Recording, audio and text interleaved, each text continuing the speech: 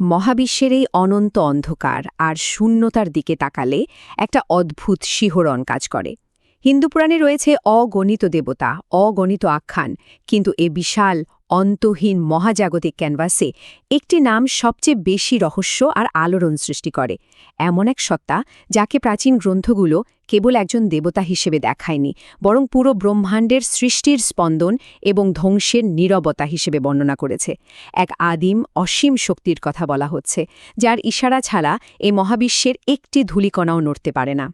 কোটি কোটি দেবতা, বিশ্বাস করা হয় তারা এই বিশ্বব্রহ্মাণ্ডের প্রতিটি নিয়ম খুব সযত্নে নিয়ন্ত্রণ করেন। জলের প্রবাহ থেকে শুরু করে নক্ষত্রের গতিপথ সবই যেন তাদের অধীন। কিন্তু এই অগণিত শক্তির ঠিক ঊর্ধ্বে দেবতাদেরও দেবতা, মাত্র একজন, মহাদেব।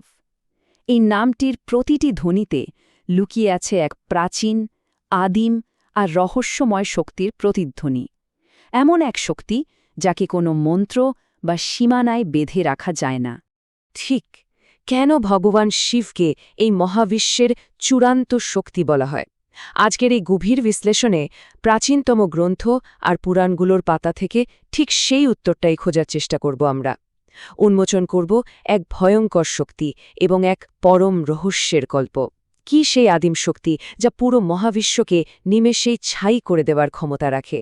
চলুন মহাজাগতিক এই অন্ধকারের গভীরে প্রবেশ করা যাক। পর্ব ১, মহাদেব নামের প্রকৃত অর্থ। মহাদেব কথাটার আক্ষরিক অর্থ হল সবচেয়ে মহান দেবতা। প্রাচীন পাণ্ডুলিপিগুলো ঘাটলে একটা বিষয় খুব স্পষ্টভাবে উঠে আসে। এই শক্তি কেবল ধ্বংসের গণ্ডিতে আবদ্ধ নয়, মহাবিশ্বের প্রতিটি কণা, প্রতিটি স্পন্দনে তার অস্তিত্ব। তিনি একাধারে সৃষ্টি, অসীম ধ্যান, মহাকালের প্রবাহ এবং মহাজাগতিক শক্তির এক চূড়ান্ত অবিভাজ্য প্রতীক। আসলে হিন্দু দর্শন অনুযায়ী তিনি হলেন এই অস্তিত্বের এক চিরন্তন ধ্রুবক। যখন সময় বা শূন্যতার কোনো অস্তিত্বই ছিল না, শুধুই গাঢ় অন্ধকার, তখনও তিনি ছিলেন। বর্তমানে তিনি মহাজাগতিক শক্তির চূড়ান্ত রূপ।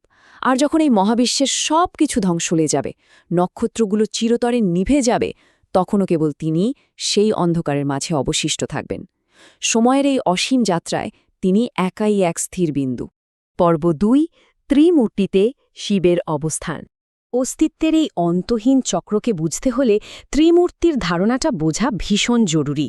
মহাজাগতিক এই নিয়মে প্রত্যেকের ভূমিকা একদম নির্দিষ্ট। ব্রহ্মা সৃষ্টি করেন, বিষ্ণু এই জগৎকে রক্ষা করেন, আর শিব তিনি ধ্বংস করেন। কিন্তু এখানে একটা দারুণ ব্যাপার আছে। ধ্বংস মানেই শেষ নয়, বরং নতুন সৃষ্টির পথ। এই কথাটার মাঝেই লুকিয়ে আছে আসল রহস্য। পুরনো আর জরাজীর্ণ সবকিছুকে ধ্বংস করার মাধ্যমেই কিন্তু নতুন প্রাণের পথ তৈরি হয়। মহাবিশ্বের সে চূড়ান্ত পরিশোধক হিসেবে তিনি মৃত্যুকে নতুন জীবনের প্রবেশদ্বার হিসেবে ব্যবহার করেন। ঠিক যেন আধুনিক জ্যোতির্বিজ্ঞানের সুপারনোভা, একটি নক্ষত্রের মৃত্যু থেকেই জন্ম নেয় নতুন গ্রহ, নতুন সম্ভাবনা। পর্ব ৩, ভয়ঙ্কর ধ্বংসাত্মক শক্তি। তার হাতে সেই কিংবদন্তি অস্ত্র ত্রিশূল। এটা সাধারণ কোনো যুদ্ধের হাতিয়ার নয়। এর ৩টি তীক্ষ্ণ ফলা অতীত, বর্তমান এবং ভবিষ্যৎকে নিয়ন্ত্রণ করে, অর্থাৎ স্বয়ং সময় তার হাতের মুঠোয় বন্দী। তিনি মহাকালের নিয়ন্ত্রক। যখন এই ত্রিশূল উত্তোলিত হয়, তখন সময়ের গতিবিধিও যেন স্তব্ধ হয়ে যায়। পুরাণ সতর্ক করে দেয়, মহাদেব যখন তার ধ্বংসাত্মক রূপ ধারণ করেন, তখন অস্তিত্বের ভিত পর্যন্ত কেঁপে ওঠে। তার কপালে তৃতীয় নয়ন খুললে মুহূর্তের মাঝে গ্রহ নক্ষত্র ভস্ম হয়ে যেতে পারে। আর যখন শুরু হয় সেই ভয়ঙ্কর তাণ্ডবনৃত্য, সেই ছন্দের তালে তায়ে পুরো মহাবিশ্ব থরথর করে কাঁপতে থাকে। চোখের নিমেষে ছাড়াপথগুলোকে ধূলিসাৎ করে দেওয়ার মতো এক মহাজাগতিক প্রলয়।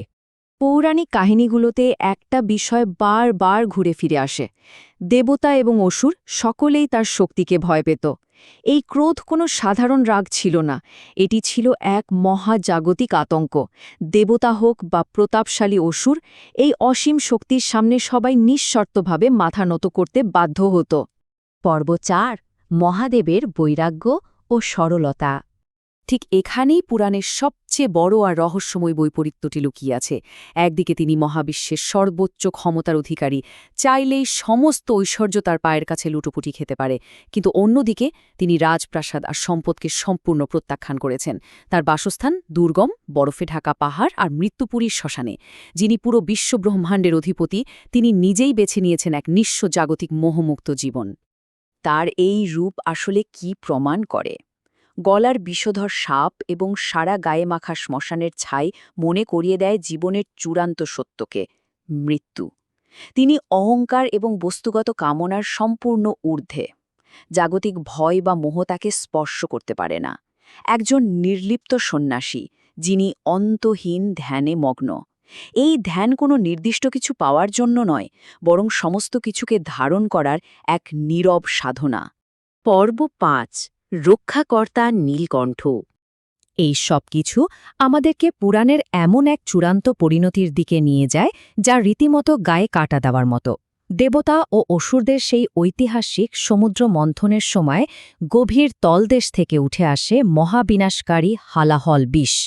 এর তেজ এতটাই ভয়ঙ্কর ছিল যে পুরো সৃষ্টি এক নিমিষে বিলীন হয়ে যেতে পারত। কেউ সেই বিষের ধারে কাছে যাওয়ার সাহস পায়নি।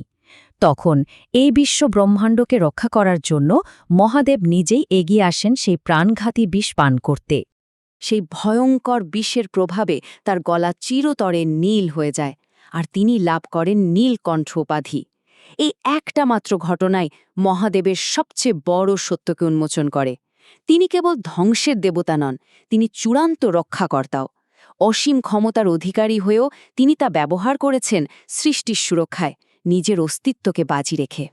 শক্তি, ধ্যান, ধ্বংস আর নতুন শুরু, প্রাচীন গ্রন্থগুলোর প্রতিটি পাতায় শিবের এই বহুমুখী এবং বিস্ময়কর রূপ খোদাই করা আছে। তিনি সেই শক্তি যা ধ্বংসের ভয় দেখায়, আবার নতুন জীবনের অভয়ও দেয়।